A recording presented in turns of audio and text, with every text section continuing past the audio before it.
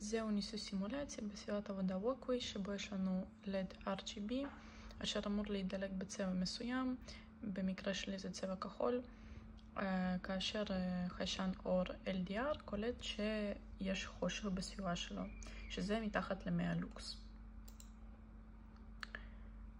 עכשיו ממה שאנחנו יכולים לראות גם בחלון הטורי, יש אור, לייט,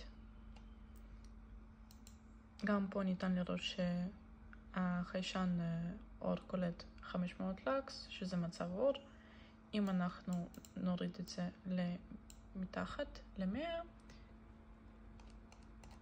נוכל לראות פה darkness, שזה מצב חושך, והלד הוא דלוק. אם עכשיו עוד פעם יהיה לנו מצב של אור, הלד נכבה, ובחלון הטורי ניתן לראות לייט.